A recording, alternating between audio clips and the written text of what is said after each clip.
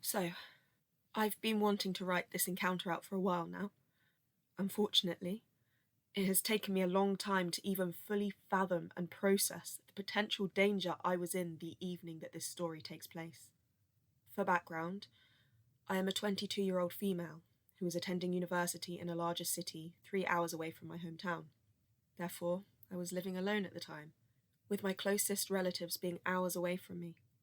I had just gotten out of a very abusive relationship, and honestly, I was extremely heartbroken and felt devastated. I had been living in a small one-bedroom apartment with said boyfriend for the past 2 years.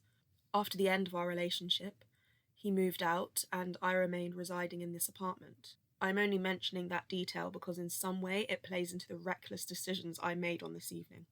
For further explanation, it was hard for me to go home to an empty apartment, and amplified and worsened by the heartbreak that I was feeling at the time. Anyway, on to the story. My friends had decided to take me to a hockey game to get me out of the house and potentially get my mind off the breakup. It was Friday night, and we had been consuming fair amounts of alcohol during the progression of the hockey game. In the arena we were attending, there is also a casino. Following the game, we decided to head there for a few more alcoholic beverages. It was a busy night, and the line for the bar was lengthy. During the duration of the time, I was patiently waiting for service. I had begun to speak to a group of 3 men, and foolishly exchanged numbers with one of their group.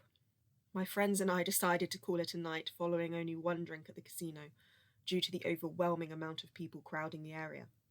We parted ways, but instead of going home, I spontaneously, and quite drunkenly, decided to text the man I had previously exchanged contact information with.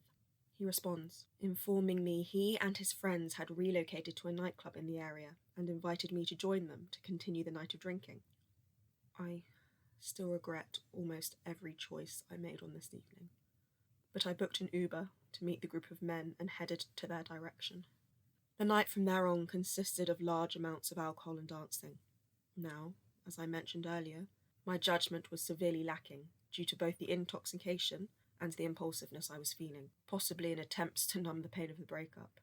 I had never had a one-night stand before, and decided to go home with one of the men I had been chatting and dancing with all evening. We arrived at his residence, via Uber, booked by him. It was uncannily clean. Think of hospital-level clean, right down to the smell.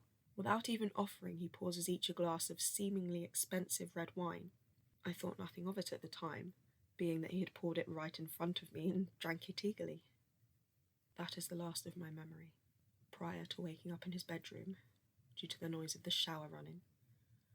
I was groggy and dazed when I woke up. But slowly, I began recollecting where I was, who I was with.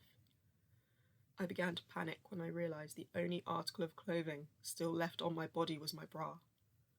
I frantically began to search for my cell phone, clothes, and wallet. I rushed out of his bedroom, hoping to leave unnoticed prior to him getting out of the shower. My heart dropped.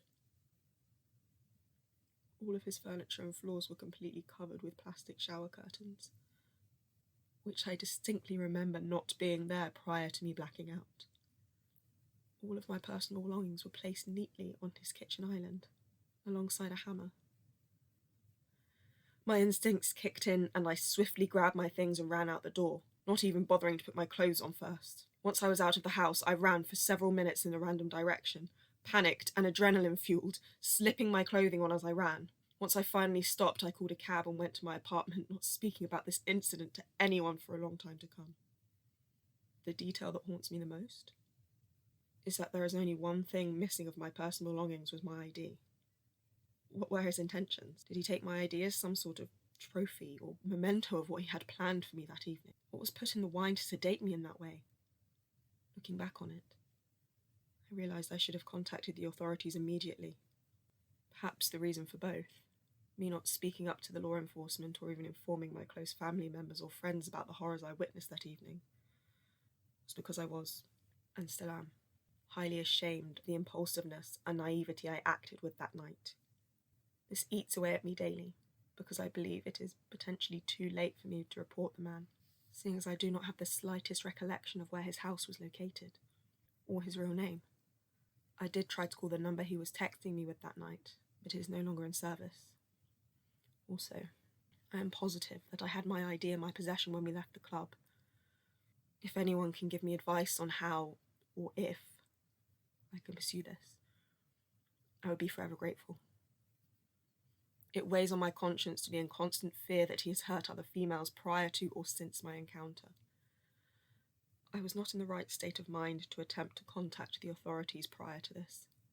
Anyway, potential serial rapist, murderer. Let's never meet again.